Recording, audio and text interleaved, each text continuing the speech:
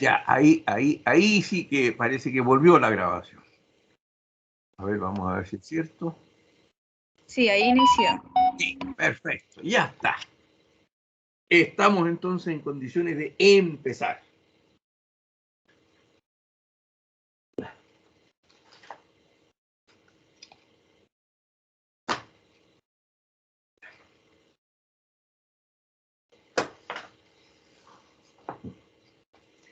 Bien. Lo último que hemos estado viendo, y que una de las cosas más importantes, por lo menos al inicio del tema, es sobre quiénes pueden negociar.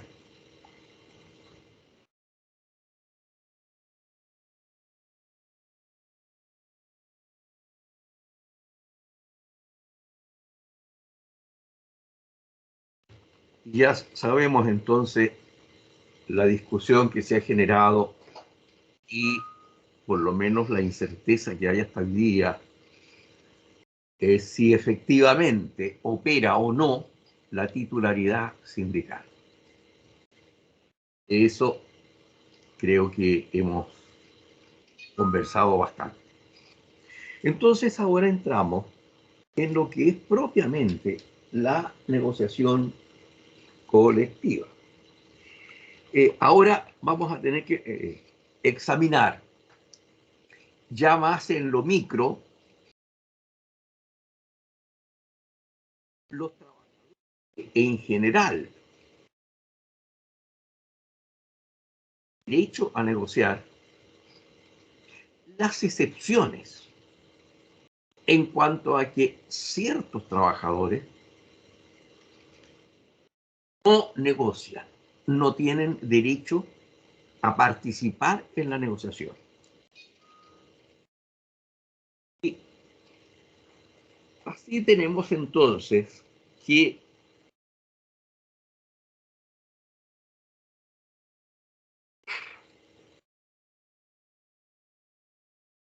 en el artículo 305 nos dice que trabajadores de una empresa en que sí los sindicatos tienen derecho a negociar, sin embargo en la negociación no pueden incluir a ciertas empresas, a ciertos trabajadores. ¿Quiénes son? Los que menciona el artículo 305. Esto es trabajadores que tengan facultades de representación del empleador y que estén dotados de facultades generales de administración. Y da como ejemplos gerentes, subgerentes, en fin. Al mismo tiempo, las pequeñas empresas, en las micro y pequeñas empresas, esta prohibición se aplicará también al personal de confianza que ejerza cargos superiores de mando. Ustedes comprenderán que es bastante razonable lo que establece el código, que impide integrar los sindicatos negociadores a estas personas. La explicación es muy simple, porque constituyen la mano derecha del empleador. Entonces es evidente que si se les permitiera negociar, se encontrarían en una situación bastante compleja, porque por un lado representan al empleador, bueno, y por otro lado están negociando con los sindicatos, formando parte de los negociadores. Es un papel insostenible. Es lo que se llama, en materia de derecho público, negociación incompatible, ¿verdad? No puede estar una persona que adscribe su adhesión a dos mundos, que son los que están en negociación. No creo que resista más análisis esta.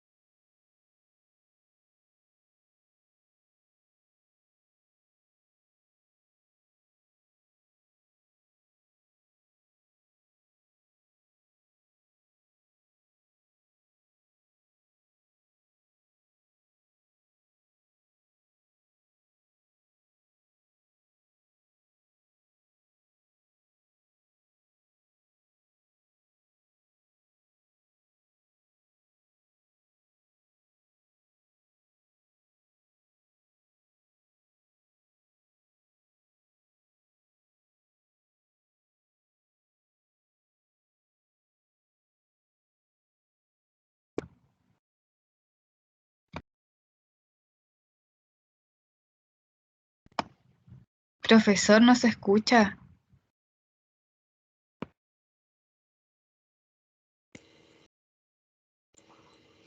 Ya, ahí me escuchan. Ahí sí, pero hace rato que lo dejamos de escuchar. Oye, entonces voy a tener que repetirme todo lo que dije. Ya. Bueno, el tema, afortunadamente, está, lo que yo he dicho, está en el artículo 306. Ahí hay trabajadores que no pueden negociar, aunque integren el sindicato, no pueden negociar. ¿Y por qué? Porque, como decía, constituyen el brazo derecho de la empresa. Son trabajadores de alta responsabilidad los que dirigen la empresa. Y por eso entonces, a ver, conviene leer esa parte de la disposición, que no podrán negociar colectivamente los trabajadores que tengan facultades de representación del empleador, o sea, lo representan. Y cuando hablamos de representar, estamos hablando de la representación en términos civiles. O sea, que tienen poder, que tienen mandato. Y por lo tanto, lo que ellos digan o lo que ellos hagan, lo están haciendo en nombre del empleador. Y jurídicamente, por lo tanto, lo están obligando. Ese tipo de trabajador. O también los que estén dotados de facultades generales de administración. O sea, hay áreas en que ellos resuelven. Y habla gerentes, subgerentes. O sea, gente que realmente tiene mando en la empresa y mando de primer nivel. Situación que se amplía un poco tratándose de las pequeñas empresas, porque las pequeñas empresas no tienen un organigrama muy estructurado de organización. Una pequeña empresa no tiene gerente, subgerente,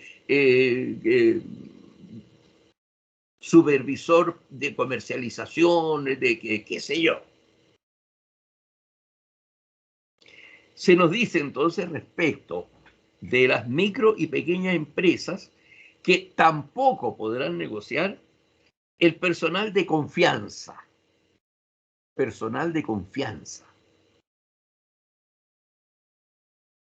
Ya entonces queda incorporado, y esto es todo el universo de trabajadores que por tener una tan estrecha vinculación con el empleador, no puede negociar porque no puede estar, ¿verdad?, en la cancha de fútbol jugando por los dos equipos.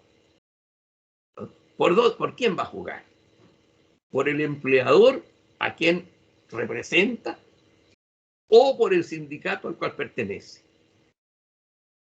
Entonces, para evitar este evidente conflicto de, diríamos, negociación incompatible, no se puede estar en las dos partes, es que la ley decide excluirlo.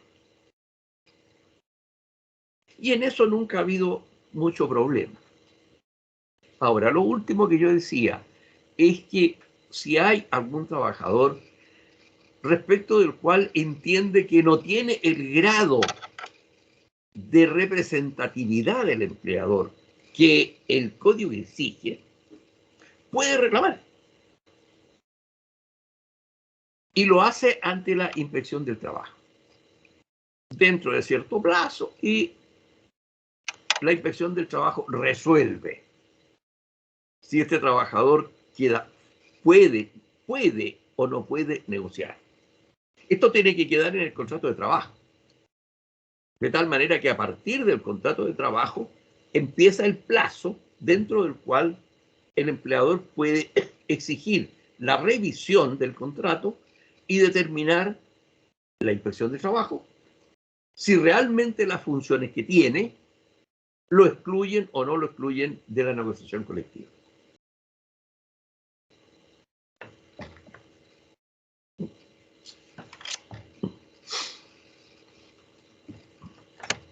Ahora, hay otras situaciones en que hay empresas que no pueden negociar. Hemos visto que las empresas del Estado pueden negociar, porque las empresas del Estado se rigen por la ley común. No hay una ley especial para las empresas del Estado. Desde el punto de vista laboral, Codelco, ENAP, en fin, se les aplican las normas del sector privado, de tal manera que están dentro de las empresas que pueden negociar.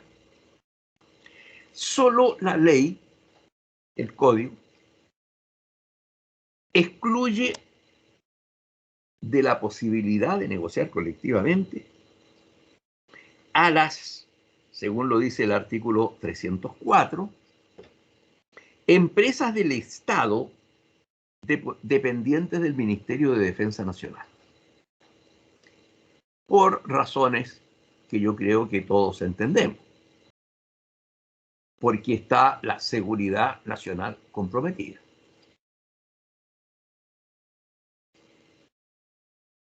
Y que no son muchas. Por lo tanto, yo no tengo conocimiento de otras empresas que se encuentren en esta situación, que FAMAE, que es fábrica de material de guerra, que ASMAR, que es una empresa de construcción y reparación de embarcaciones,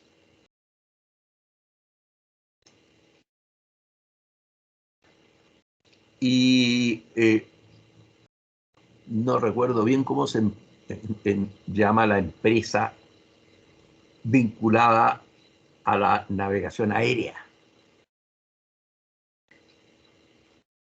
Se llamó en un tiempo Faenor, pero no sé exactamente. ¿Enaer? ¿Perdón? ¿Enaer? Enaer, ahí está. Enaer, que se encarga de básicamente de la reparación, pero eventualmente podría también dedicarse a la construcción de aeronaves y de las aeronaves de la Fuerza Aérea. Son empresas estratégicas desde el punto de vista de la seguridad nacional y por lo tanto entonces son las únicas empresas que están excluidas de la posibilidad de negociar colectivamente. Ahora,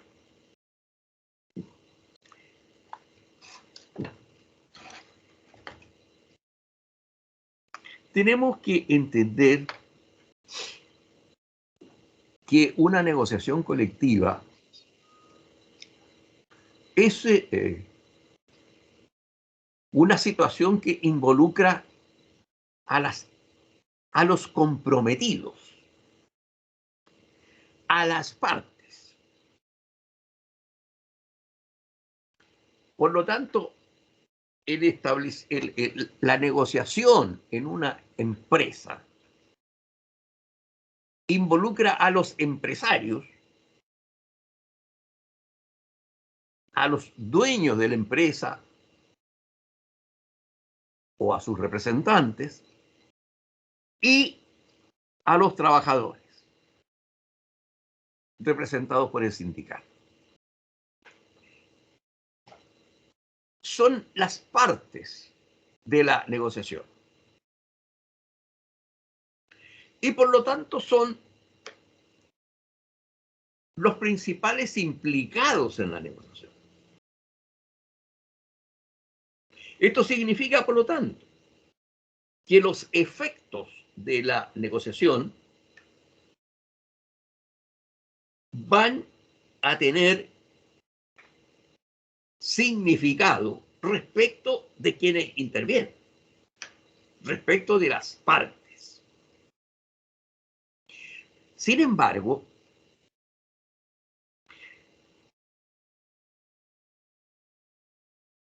también existe un interés que va más allá de las partes. En algunos casos, no en la generalidad de las negociaciones.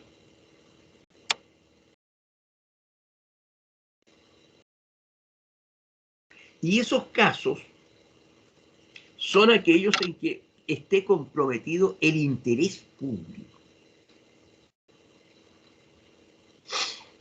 El interés público.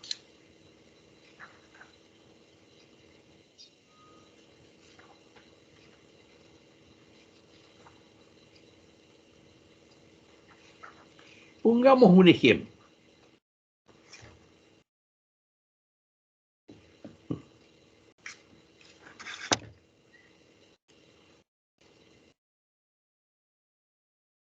Todos sabemos que tenemos una empresa, una sola, que provee los servicios de agua potable y alcantarillado.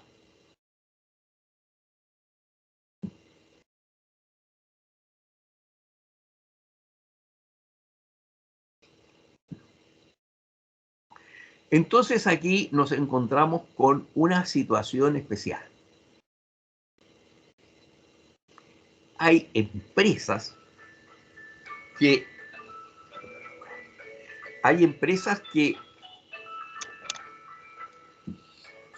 pudiendo negociar colectivamente, sin embargo, existen un derecho esencial dentro de la negociación colectiva del cual no participan. Podemos decir que es una negociación colectiva que podríamos comparar a un tigre sin dientes.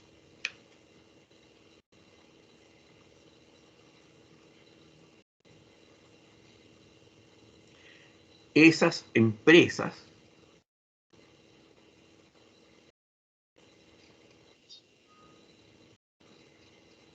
el derecho cuyos trabajadores en una negociación colectiva no pueden ejercer es el derecho a huelga. Entonces, imaginen ustedes, yo he puesto el ejemplo de el servicio de agua potable y alcantarillado. ¿Qué pasaría en la población frente a una huelga de ESAN? ESAN se llama el servicio, me parece.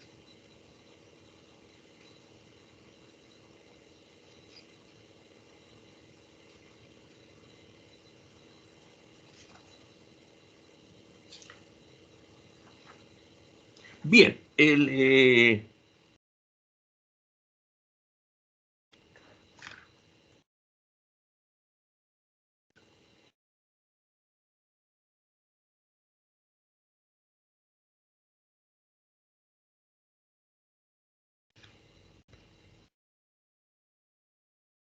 buscando la disposición.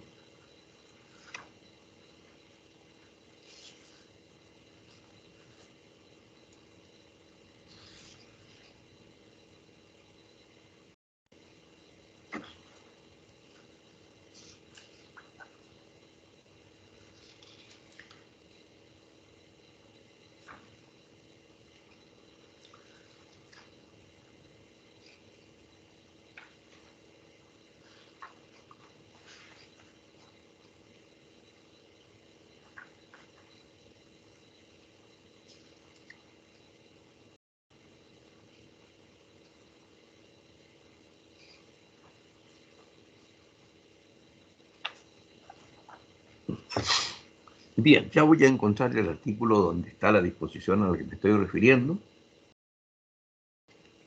Que hay, por lo tanto, empresas, he colocado ese ejemplo, otra empresa puede ser, por ejemplo, la empresa que presta el servicio de proveer de electricidad. Imagínense usted una huelga en los servicios de electricidad. O sea, se paraliza todo. ¿Qué pasa cuando se corta la luz? Es decir, la ciudad queda muerta. Sea que esto ocurra de hoy día o de noche. Desde luego no podríamos estar en clase. Entonces, son elementos tan vitales para la seguridad nacional, para el interés colectivo en general, que la ley sujeta a otras empresas a un régimen especial que limita ejercicio de ciertos derechos. Y en concreto, estas empresas que se encuentran en esta situación, si bien pueden negociar colectivamente, sin embargo, no pueden ejercer el derecho de huelga. Por lo tanto, es una negociación especial. Ahora bien, la verdad es que el código habla en general de la utilidad pública, de la seguridad para la población, de lo urgente de ciertos servicios, etc. El enunciado del código es un poco amplio. Sin embargo, quien determina las empresas que están en esta situación es, en definitiva, el gobierno, a través de una resolución que se fija anualmente, en que se expresan con nombre y apellido las empresas que se encuentran en esta situación y no otras.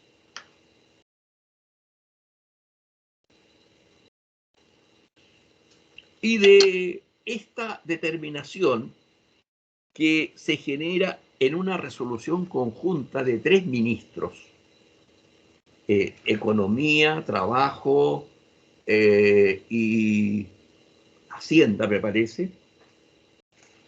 Hay una resolución que emana de estos 3 ministerios y ahí aparece el listado de empresas que en el país se encuentran en esta situación de negociación colectiva limitada.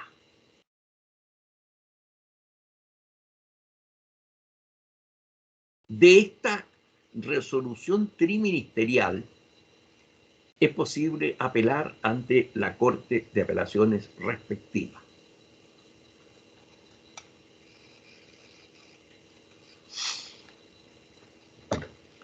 Bien, hoy entramos entonces en el proceso mismo de negociación.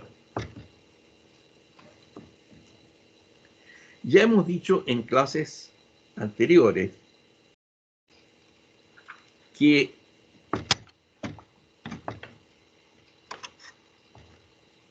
la negociación colectiva reglada es aquella que está sujeta a un procedimiento. Es decir, a un conjunto de actuaciones desarrolladas en el tiempo, en ciertos plazos y con determinadas características. Lo que ustedes saben que es un procedimiento, ¿verdad? Entonces, el procedimiento de negociación colectiva se inicia con la presentación por parte de los sindicatos que negocian de su propuesta, que se denomina proyecto de contrato colectivo. Cuando hablamos de proyecto de contrato colectivo, nos estamos refiriendo a algo más que una simple petición de determinados beneficios.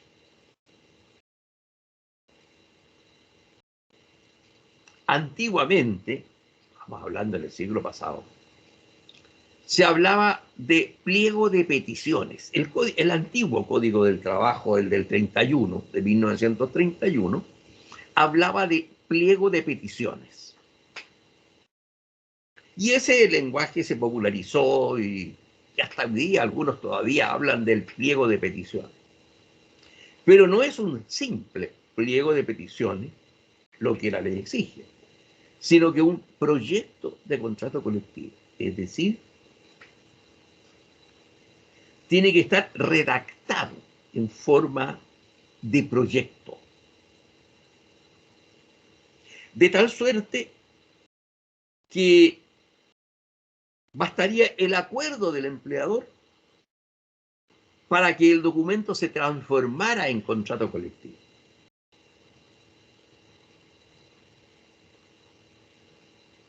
Haciendo un símil en un tema que ustedes ya estudiaron en derecho civil, ¿verdad? Ustedes estudiaron el contrato de promesa, ¿verdad? Bueno, y el contrato de promesa, entre una de sus condiciones, es que contenga íntegramente las cláusulas del contrato que se promete.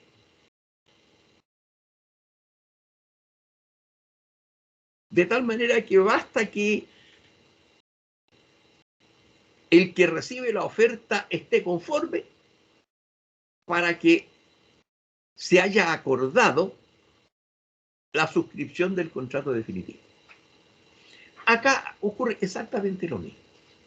El proyecto de contrato colectivo, por lo tanto, es eso, un proyecto de contrato que dice en tanto Fagasta, tanto, entre la empresa tanta representado por tal y cual, y el sindicato tal y cual representado, se ha convenido en el siguiente contrato colectivo, primero, segundo, tercero, cuarto, décimo, lo que sea.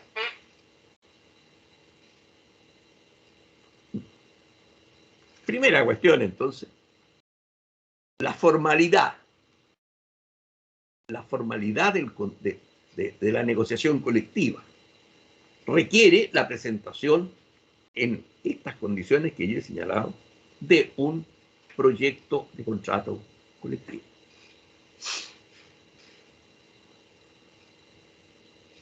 Con el objeto de preparar el contrato, de preparar el proyecto, los sindicatos se reúnen, discuten. El proyecto no es una improvisación. El proyecto es el producto de una serie de deliberaciones que ha tenido el sindicato con su gente, con los trabajadores, sobre qué se le va a plantear a la empresa.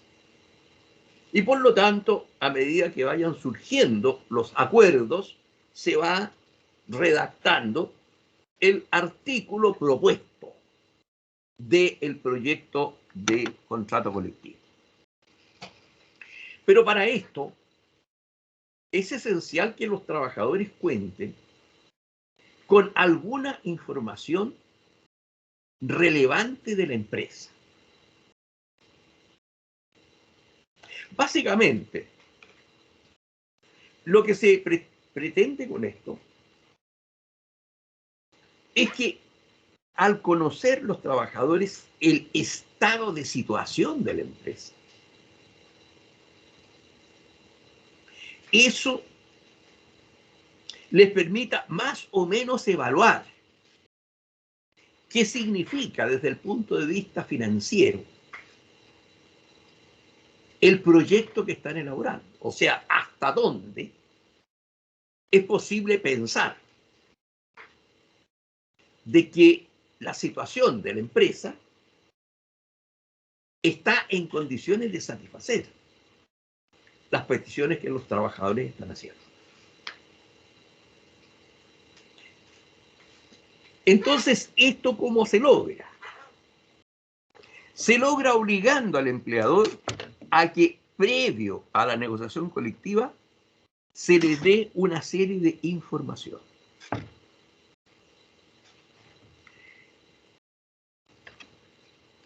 Existe una obligación en general que deben cumplir las empresas respecto de los sindicatos. De tal manera que negocien o no negocien, siempre hay una obligación que tienen que cumplir las empresas en el sentido de entregar información a los sindicatos de la situación de la empresa.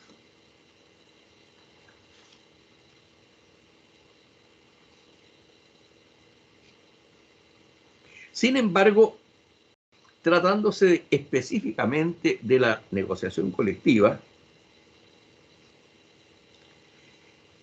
la ley establece con mayor detalle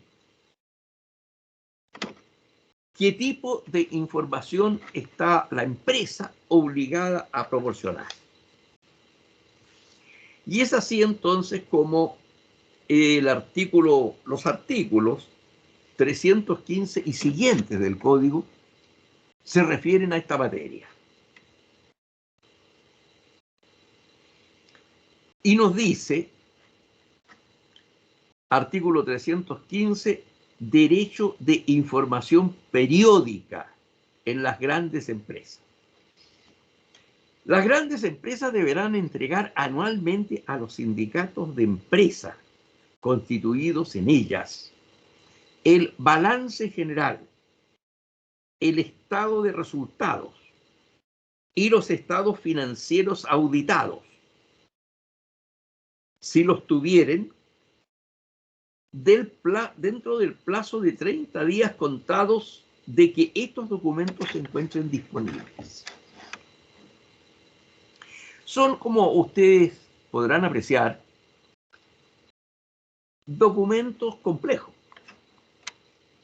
Es decir, no cualquiera sabe leer un balance general. Es decir, ve un conjunto de números, qué sé yo, de una serie de expresiones, pero no cualquiera entiende un balance. Menos otros documentos que ya son más especializados, como los estados de resultados, los estados financieros auditados. Auditado significa que una empresa auditora externa a la empresa, los ha auditado y por lo tanto los ha declarado conformes o por lo menos consistentes.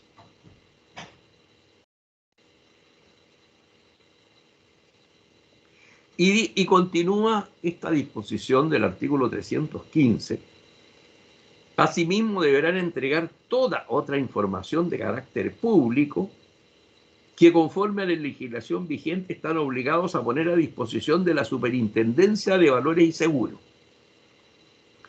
Esta información deberá ser entregada dentro del plazo de 30 días contados desde que se haya puesto a disposición de la referida superintendencia.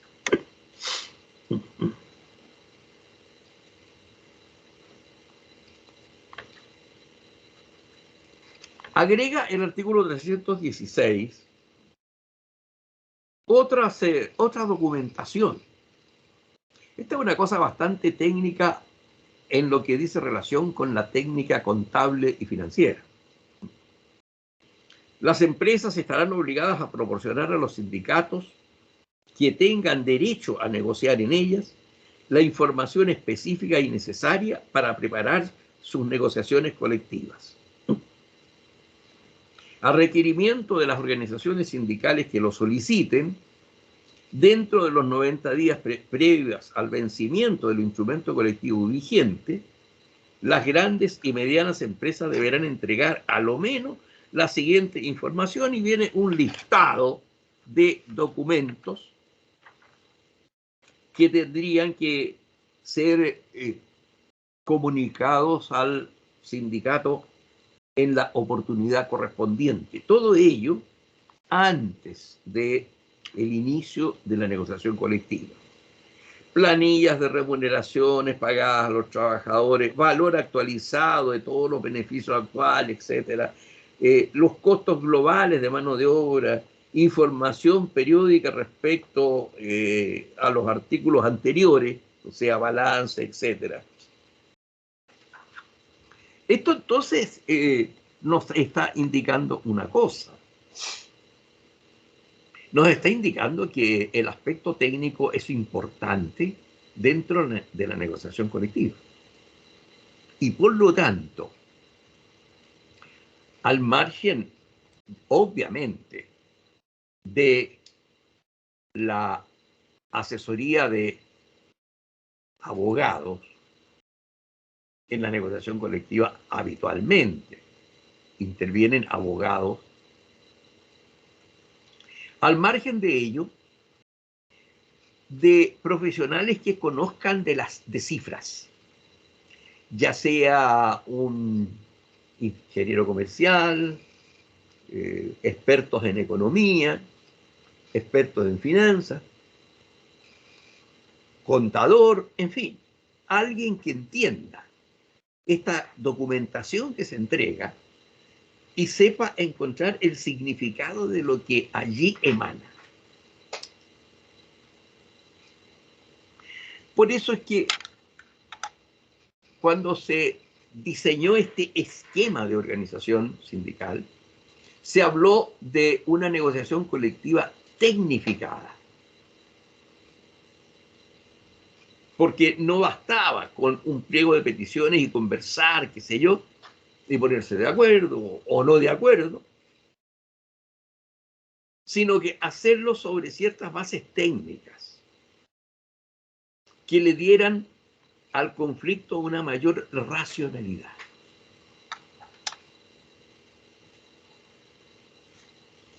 Bien, ya tenemos entonces la documentación y por lo tanto el sindicato tiene los instrumentos como para construir el proyecto de contrato colectivo que demanda.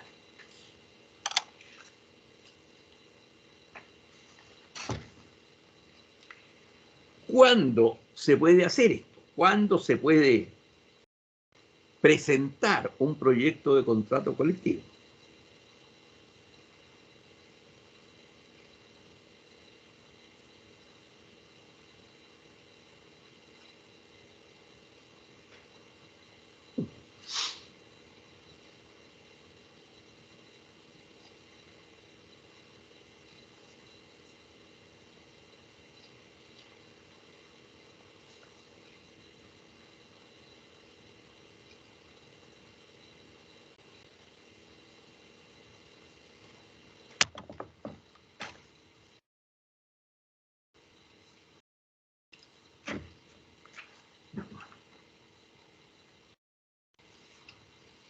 El artículo 332 nos habla de la oportunidad de presentación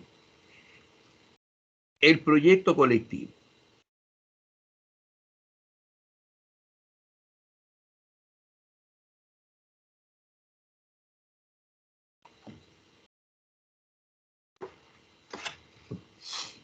En esto se distingue si existe o no contrato colectivo previo.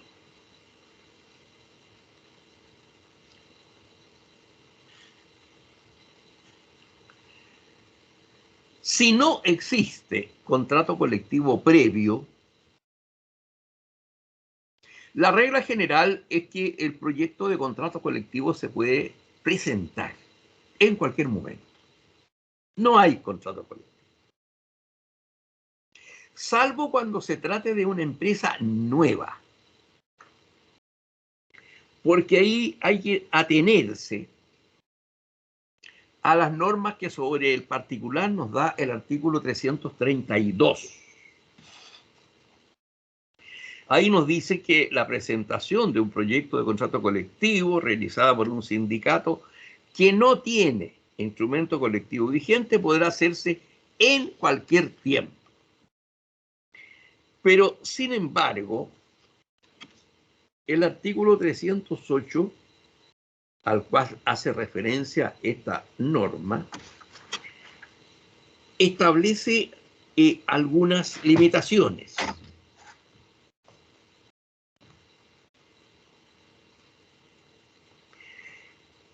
Nos dice el artículo 308 que para negociar colectivamente en una micro y pequeña empresa, en una mediana empresa o en una gran empresa, se requerirá que hayan transcurrido a lo menos 18, 12 y 6 meses respectivamente desde el inicio de sus actividades. Es decir, es un plazo que va desde 6 meses a 18 meses desde la creación de la empresa. Entendiendo por creación de la empresa el inicio de sus actividades. Una empresa negocia hoy día, es decir, inicia hoy sus actividades. Al día siguiente no se puede presentar un proyecto de contrato colectivo, sino que tienen que transcurrir estos plazos y van a depender de la magnitud de la empresa, que van de menos a más, 18 meses, 12 meses, 6 meses. Hay un plazo entonces previo en que no hay negociación colectiva, pero que ha transcurrido ese plazo, cualquier tiempo futuro es hábil para presentar el proyecto de negociación colectiva. Esto es lo que ocurre respecto de empresas en que no hay negociación colectiva. Es decir, Estamos hablando de empresas que por primera vez negocian en cualquier tiempo, salvo que la iniciación de actividades sea reciente y por lo tanto está ese periodo de entre 6 meses y año y medio en que no puede haber negociación colectiva. ¿Y qué ocurre respecto de las empresas en que existe contrato colectivo? Una de las características que tiene el contrato colectivo es que, a diferencia de lo que ocurre con el contrato individual, no existe el contrato colectivo indefinido. Un contrato individual, ustedes saben, puede ser indefinido. Pero un contrato colectivo no puede ser indefinido.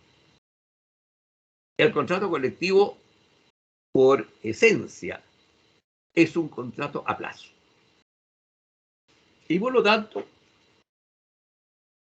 entre las cláusulas del contrato colectivo, una que siempre debe existir es el plazo del contrato. Y ese plazo del contrato no es inferior a 2 años ni superior a 3 años.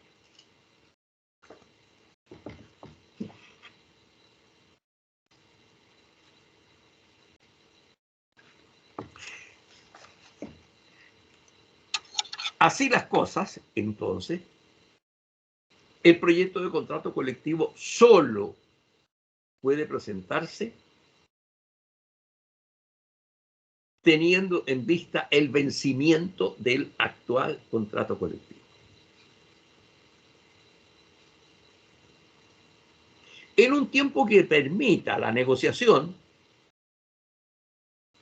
y el ideal es que la negociación termine, o mejor dicho, que la negociación empiece, la nueva negociación, empiece a producir efectos a partir de la fecha en que cesó el contrato colectivo anterior. Ya vamos a ver más adelante el tema este tema del plazo.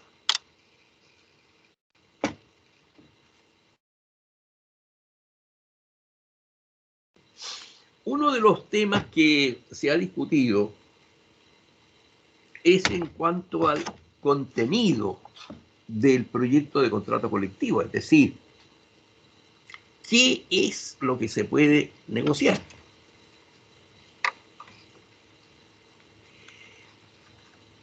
La verdad es que es bastante amplio el campo de los objetivos de la negociación colectiva, es decir, de cuáles son las peticiones laborales en específico que los trabajadores están demandando a través del proyecto.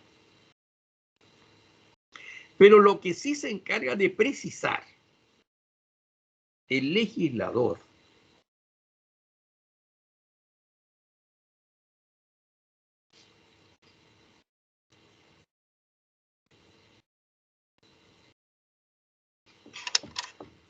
es lo que no se puede negociar. El artículo 306 nos indica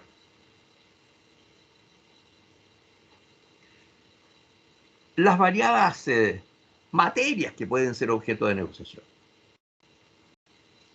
El artículo 306 nos dice que son materias de la negociación colectiva aquellas de interés común para las partes, que afecten las relaciones mutuas entre trabajadores y empleadores. Ustedes ven, es una enunciación bastante amplia.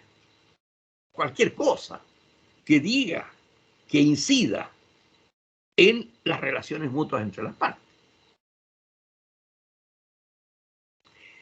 Especialmente nos agrega esta disposición las que se refieran a remuneraciones u otros beneficios en especie o en dinero y en general a las condiciones comunes de trabajo.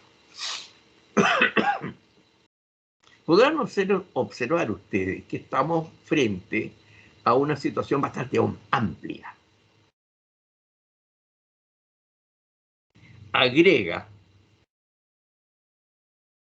esta norma: las negociaciones podrán incluir acuerdos para la conciliación del trabajo con las responsabilidades familiares, el ejercicio de la corresponsabilidad parental, planes de igualdad de oportunidades y equidad de género en la empresa, acciones positivas para corregir situaciones de desigualdad, acuerdos para la capacitación y reconversión productiva de los trabajadores, constitución y mantenimiento de servicios de bienestar, mecanismos de solución de conflictos, de controversias, entre otros.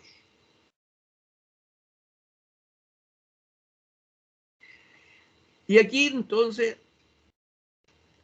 expresa el legislador lo que ahora no se puede negociar.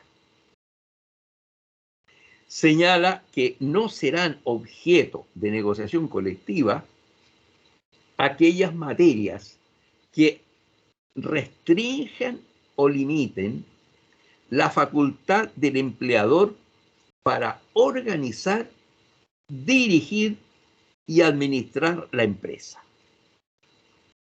Ese es un conjunto de situaciones que están reservadas al empleador en su calidad de administrador de la empresa.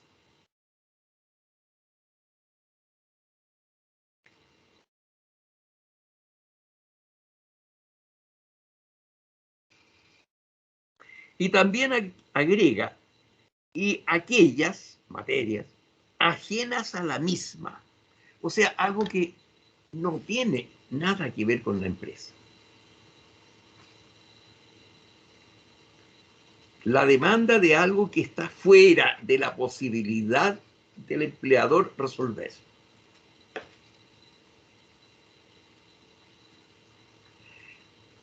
En la antigua legislación,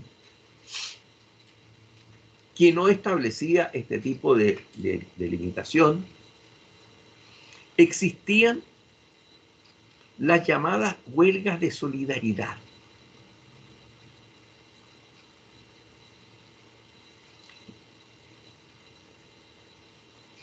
Eran huelgas realizadas en apoyo de otra empresa o de otra actividad,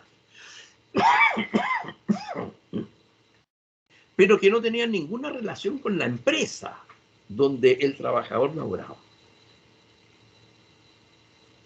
Entonces, esto sí que no es posible incorporarlo o que sea materia de un contrato de trabajo, es decir, que sea en apoyo de los trabajadores, qué sé yo, de los pescadores de tal parte, en fin, se establezcan ciertos beneficios. Bueno, el empleador no tiene nada que ver con los pescadores de tal parte, ¿no es cierto? O sea que esa es una materia ajena a la empresa y ese tipo de materias no puede ser objeto de la negociación colectiva. Son las únicas que están excluidas.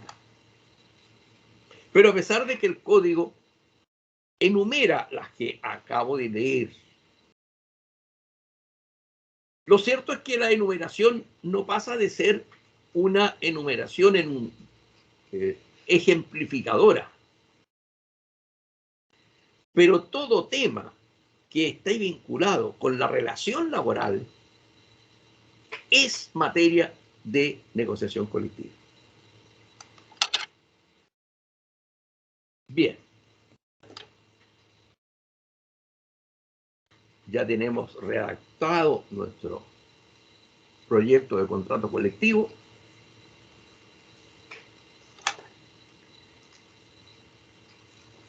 Y tiene que constituirse la comisión negociadora.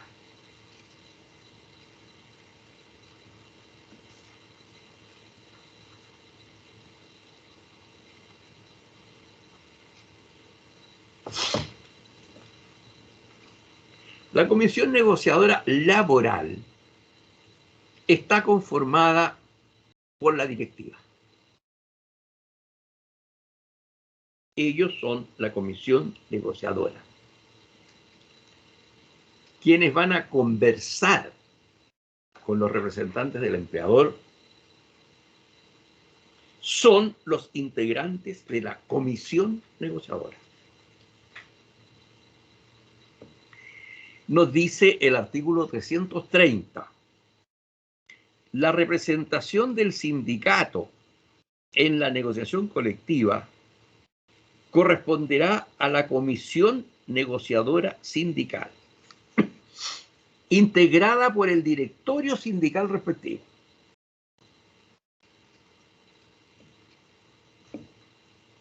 Ahora, si la negociación colectiva involucra más de un sindicato, la comisión negociadora sindical estará integrada por los directores que sean designados en el proyecto de contrato colectivo. Es decir, piensen ustedes en una comisión negociadora de 6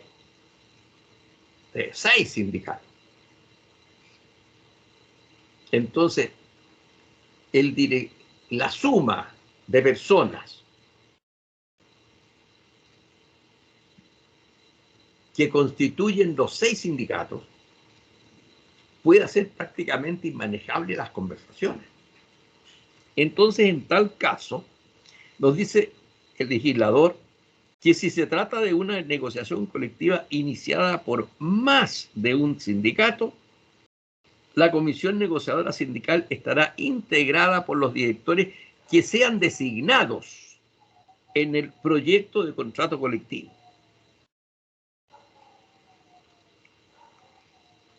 Ahora, hay dos aspectos importantes dentro de la comisión negociadora sindical. Por una parte, como yo les decía que la negociación colectiva tiene una serie de aspectos técnicos, es que se permite, además de los miembros de la comisión negociadora sindical, podrán asistir al desarrollo de las negociaciones los asesores que designen la o la organización sindicales, los que no podrán exceder de 3. Hay derecho a tener 3 asesores. La práctica indica que de esos 3 asesores hay a lo menos uno que sea asesor jurídico y uno que sea asesor en el área económica o financiera o contable. Porque hemos visto que se han tenido a la vista una serie de documentos que revelan situaciones por las cuales la empresa atraviesa. Y el tener conocimiento de esas comunicaciones, indudablemente que sirven mucho para fundamentar lo que los trabajadores plantean en la negociación. Pero además hay otro componente.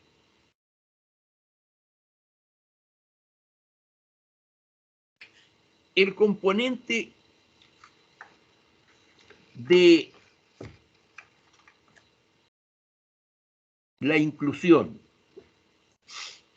En el caso que él o los sindicatos que negocian tengan afiliación femenina, puede haber sindicatos que no tengan afiliados femeninos.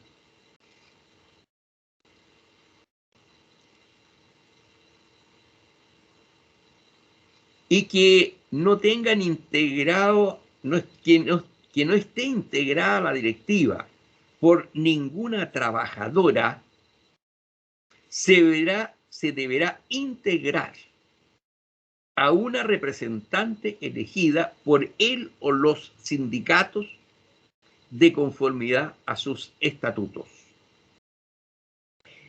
En el evento que los estatutos nada establecieron, esta trabajadora deberá ser elegida en asamblea convocada para ello en votación universal.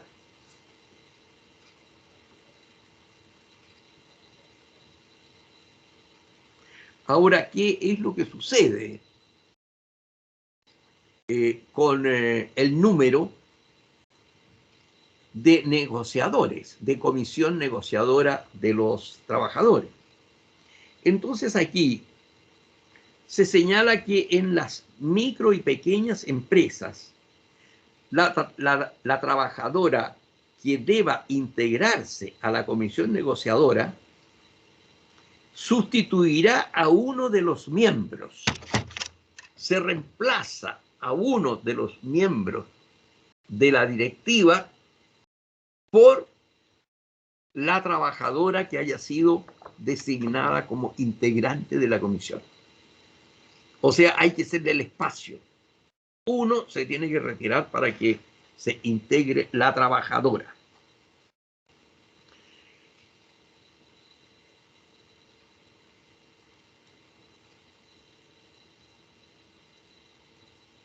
Ahora, esta trabajadora que se incorpora dispondrá del fuero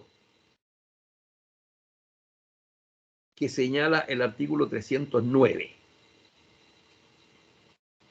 que se extenderá hasta 90 días desde la suscripción del contrato colectivo. Entonces, esta trabajadora queda con un fuero que excede al tiempo de la negociación colectiva, hasta por 90 días.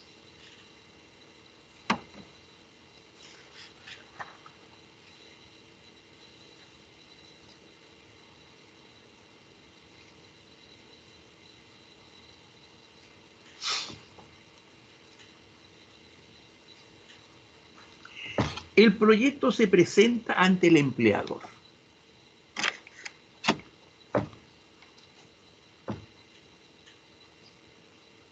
Desde ese momento,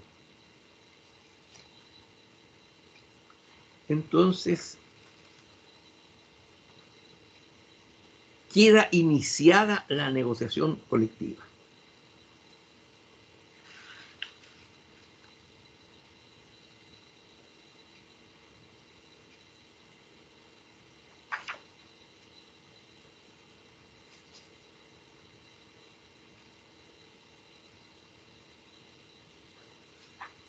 Y desde ese momento surge para los trabajadores un derecho importantísimo. Todos los trabajadores involucrados en la negociación colectiva adquieren fuero laboral. Y esto está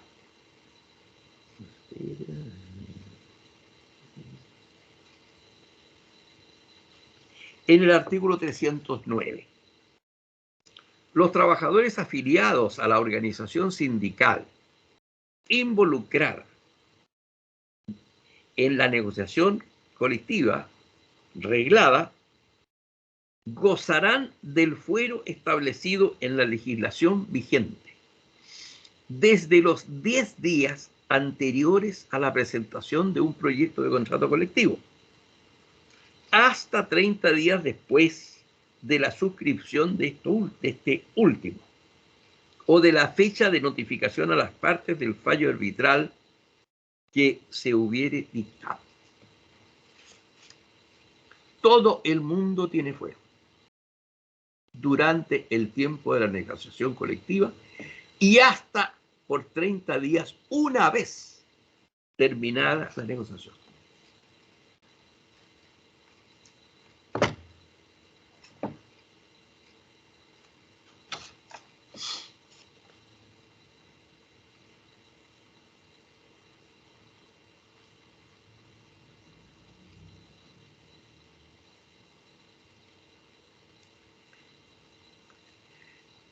Ya vimos entonces la oportunidad de que se presente un contrato colectivo por parte de un sindicato que no tiene contrato colectivo.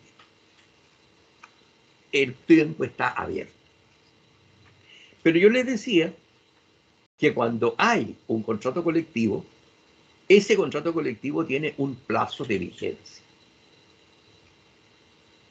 En consecuencia, no se puede presentar un contrato colectivo en cualquier momento, sino que al término del contrato en curso, para que pueda tener efecto una vez que el contrato en curso haya terminado. Y así es como el artículo 333 nos señala que la presentación de un proyecto de contrato colectivo realizada por un sindicato que tiene instrumento colectivo vigente deberá hacerse no antes de 60 ni después de 45 días anteriores a la fecha de término de la vigencia de dicho instrumento. Por lo tanto, hay que partir hacia atrás, desde la fecha del término. Ahí hay que contar 45 días.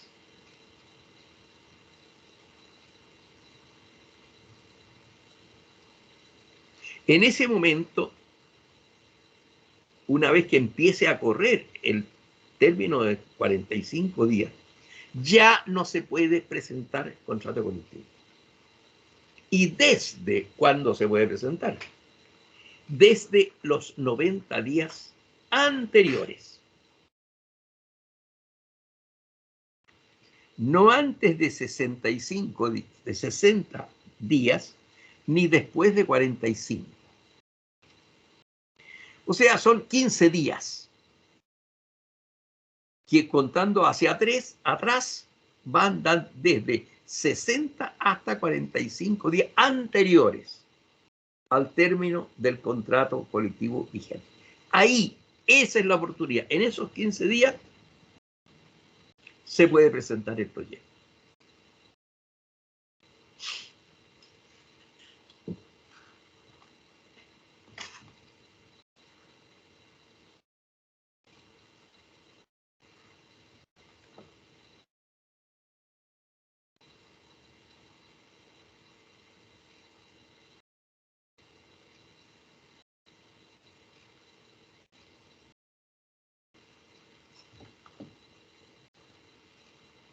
Bien. El empleador entonces debe recibir el proyecto. Normalmente lo recibe porque si no lo reciben los trabajadores entonces requieren a la inspección del trabajo y la inspección del trabajo notifica al empleador. Así que no es corriente, por lo menos yo no conozco casos en que el empleado no reciba el proyecto.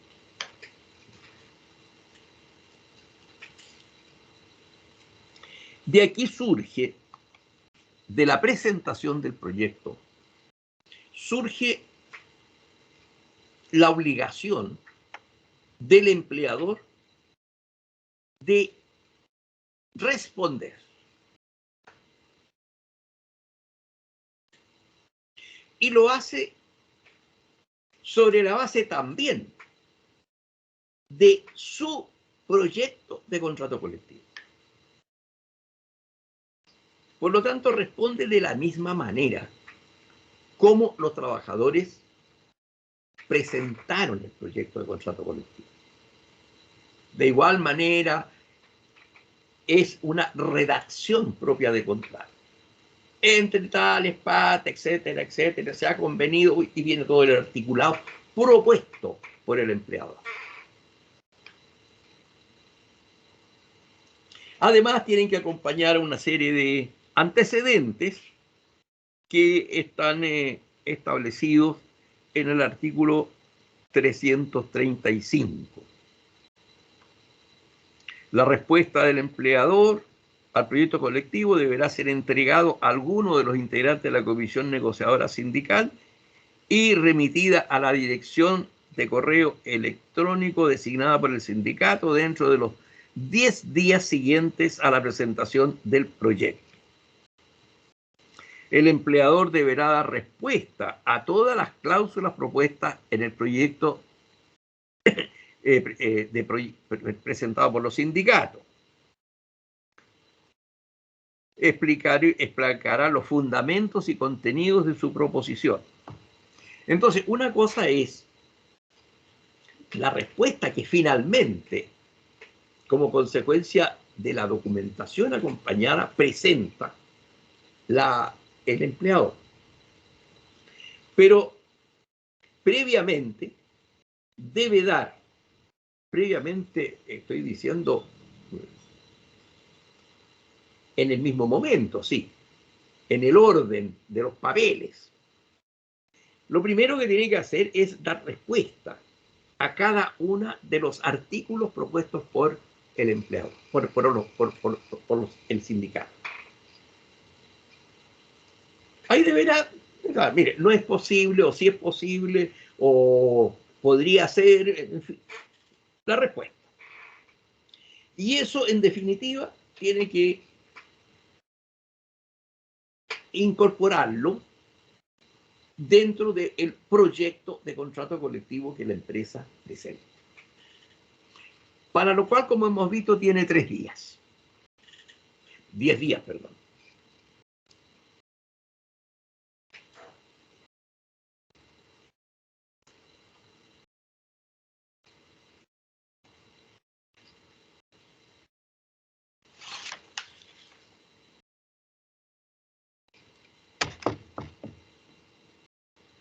¿Qué pasa si el empleador no contesta dentro de los 10 días? Según el artículo 337, si el empleador no diere respuesta oportunamente al proyecto de contrato, será sancionado con una multa establecida de conformidad al inciso primero del artículo 406.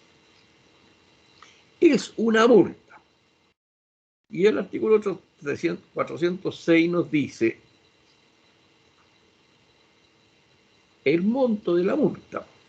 A ver, pero no tiene mayor importancia. Ya, como práctica desleal está sancionado.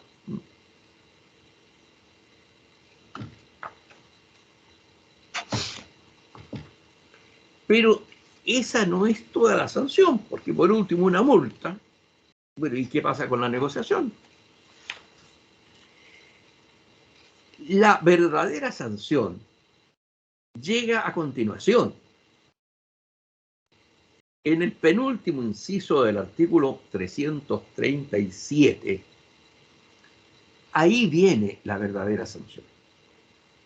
Llegado el 20º día de presentado el proyecto de contrato colectivo, sin que el empleador le haya dado respuesta, se entenderá que lo acepta. Se entenderá que lo acepta.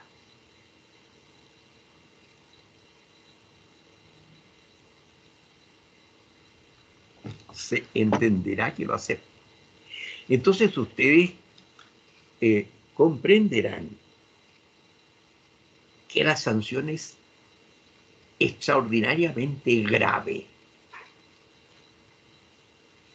porque se suscribe el contrato colectivo en los términos del proyecto presentado por los trabajadores. Bueno, y todos sabemos que siempre que se presenta alguna petición en cualquier orden de materias, se va con tejo pasado.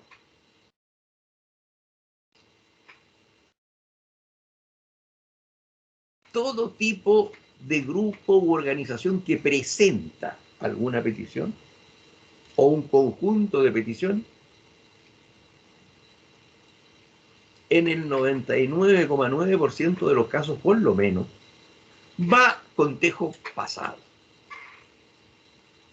Entonces, imagínense ustedes, ¿verdad?, que los trabajadores están pidiendo un conjunto de beneficios que son imposibles de cumplir. Y sin embargo, como sanción por no presentar su propio proyecto de contrato colectivo dentro de los 20 días, tiene que suscribir los términos de un contrato imposible. Gravísimo. Gravísimo.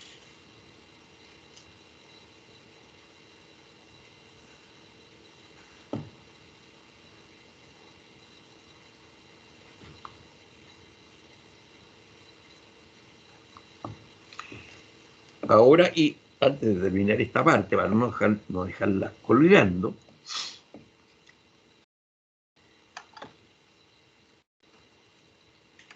el proyecto de contrato colectivo del empleador tiene sus propias propuestas. No solamente responde las del proyecto de contrato, sino que también sus propias propuestas en reemplazo de lo que no acepta de lo planteado por los trabajadores. Sin embargo, tiene que incorporar lo que se denomina el piso de la negociación. ¿Y en qué consiste el piso de la negociación?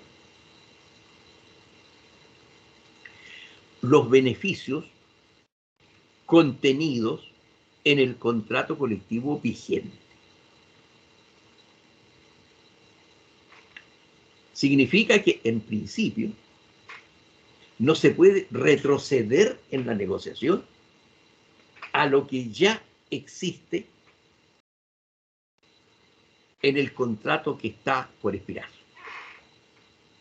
Eso es el piso de la negociación. Se refiere al piso de la negociación en el artículo 336. La respuesta del empleador deberá contener a lo menos el piso de la negociación. Y ahí entonces dice, en caso de existir instrumento colectivo vigente, se entenderá por piso de la negociación idénticas estipulaciones a las establecidas en el instrumento colectivo vigente con los valores que corresponda pagar a la fecha del término del contrato. Y algunas cosas quedan excluidas del piso, como la reajustabilidad pactada, los incrementos reales pactados, los pactos sobre condiciones especiales de trabajo. En general, lo que está vigente hasta el día de término del contrato de trabajo. Eso es lo que constituye el piso de la negociación. No puede contener menos de lo que consagra el piso de la negociación.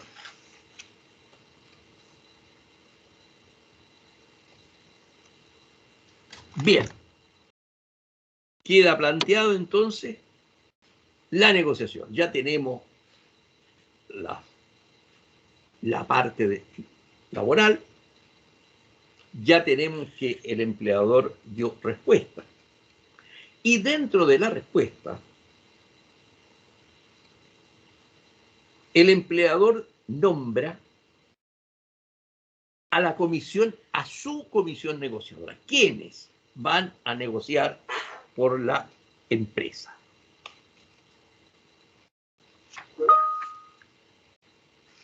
Bien.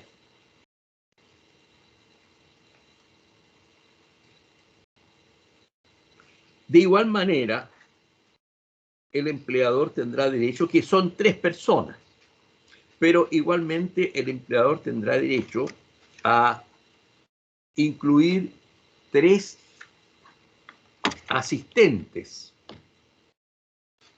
a la negociación, que no intervienen en la negociación en sí, pero que sirven de ayuda, auxilio a la comisión negociadora del empleado. Es decir, el mismo derecho que tienen los sindicatos tiene la empresa.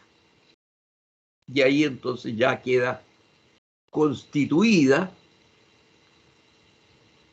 la parte orgánica que discutirá los términos de la negociación colectiva. Pues bien, quedamos aquí entonces y por 5 minutos nos interrumpimos para entrar en la etapa de las consultas y opiniones. Entonces nos vemos en 5 minutitos.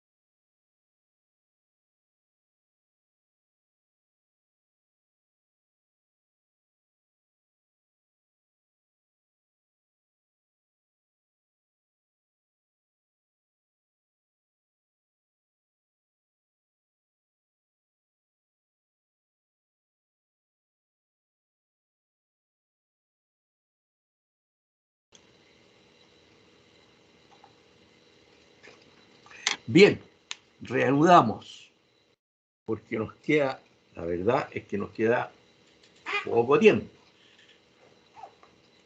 Así que ofrezco la palabra. ¿Sí? Yo ¿Sí? tengo una consulta. Bien, bien. Habla Giselle Cortés. Cortés y Giselle, ¿ya? Profesor, en el caso de los trabajadores que no pueden negociar colectivamente, ¿hay alguna forma de suplir ese derecho? Ya que se les prohíbe el derecho a negociar siendo que ellos también son trabajadores bajo subordinación y dependencia. Entonces, me gustaría saber si hay forma de poder suplir esa prohibición. Ya. No, no hay forma de suplir porque la verdad es que estamos hablando de muy pocos trabajadores, que son los trabajadores que están en empresas vinculadas con las Fuerzas Armadas.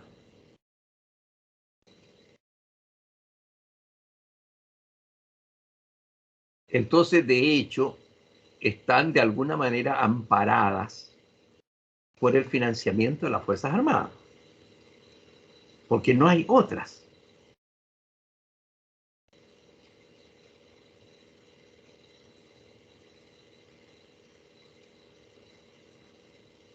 Ese es el punto.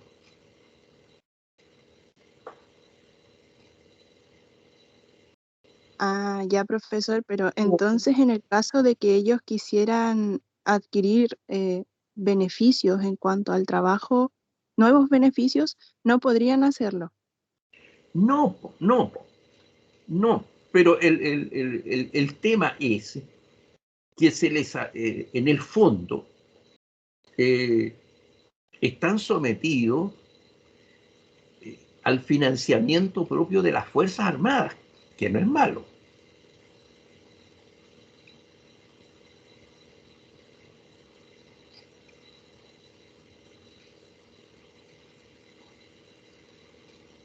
Yo creo que Ya, otros ahora me queda servicios estarían felices de que estuvieran incluidos en esta situación de excepcionalidad.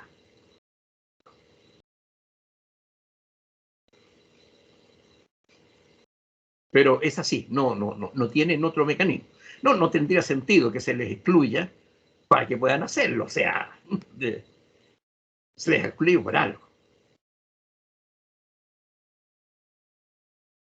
Es el tema de seguridad nacional. Pues imagínense ustedes una huelga en una situación conflictiva a nivel internacional, una huelga de FAMAE, que fabrica las armas.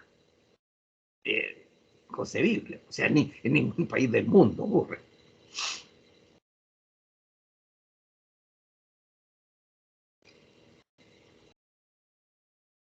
ya, profesor. Muchas gracias. Ay, ¿por qué? ¿Quién más?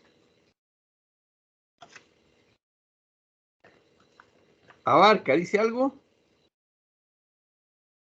No dice nada. Acevedo.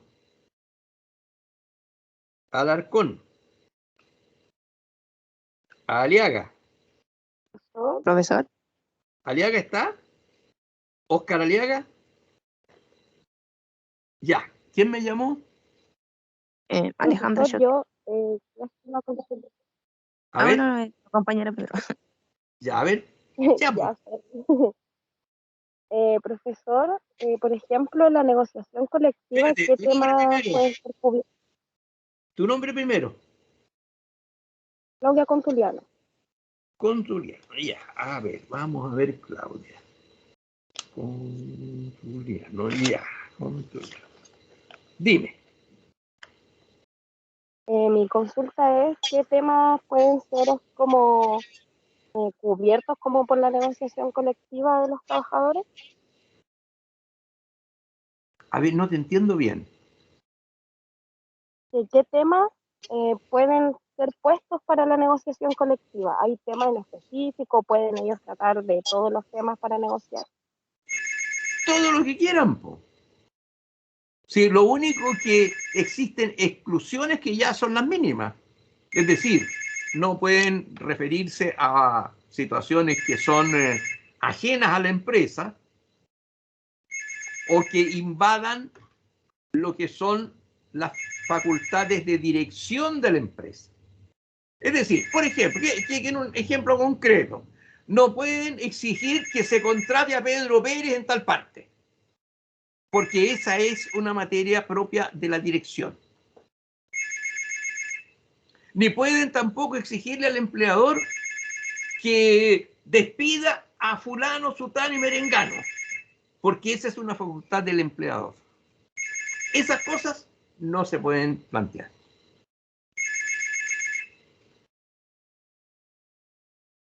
Allá, Todo profesor, eso se muchas puede gracias. plantear. ¿Sí? No te escucho. No, le decía que ya entendí, gracias. Ah, ya. Ya. ¿Alguien más? Profesor, ¿Sí? Alejandra Choque. Choque, ya. A ver. Choque, ya. Dime. Bueno, mi pregunta era, ¿qué pasa si un trabajador se desafilia del sindicato y tiene beneficios de un contrato colectivo vigente?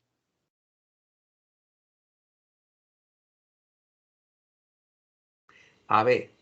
Si se desafilia del sindicato, quiere decir que no negocia. Sí, pero más Sí. me refería a después de haber recibido ya los beneficios. No. Los beneficios siguen hasta el término del contrato.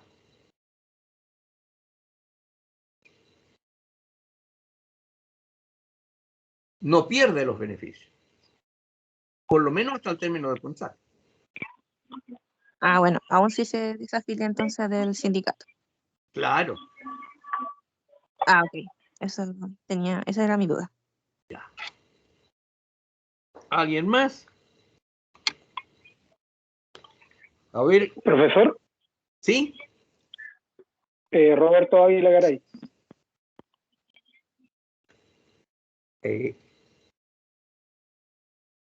Ávila, Garay, Roberto, ya. Dime. Profesor, usted señalaba que hay empresas que no pueden, por su condición de estratégica, como el agua, la luz, no pueden, o sea, pueden negociar, pero están afectan a un estatuto especial. Sí. ¿A qué estatuto estarían o qué ley las norma su negociación colectiva? No, la negociación colectiva es la misma, solo que no pueden ir a huelga. Lo que sí Ya. es que en ese momento se reemplaza la huelga por un arbitraje. Por un arbitraje Y eso está obligatorio. Sí, eso lo vamos a y eso ver. está Claro, okay. todo esto está normado. Ya, profesor, gracias. Listo. Ya, una última.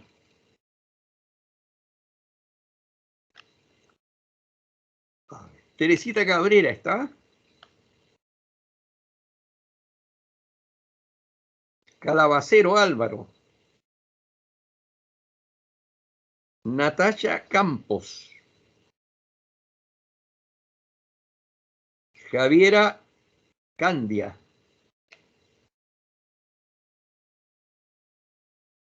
Melanie Caniguante. Bastián Castro.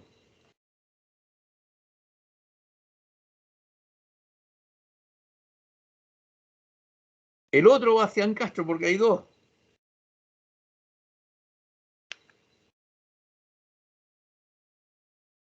Felipe Contreras. Constanza Cornejo.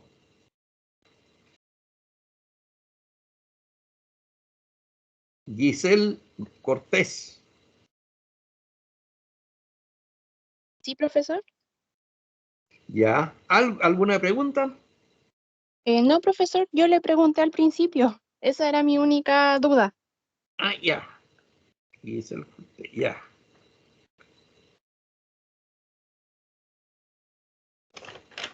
Bien, pues. Hemos terminado. Así que nos vemos la próxima semana. Ahí continuaremos entonces con ya las comisiones negociadoras sentadas en torno a una larga mesa, empezando la discusión de la negociación colectiva. Hasta el jueves, entonces, nos veremos nuevamente. Chao, chao. Hasta luego, Hasta luego. profesor, gracias. Hasta luego, Ah. profesor.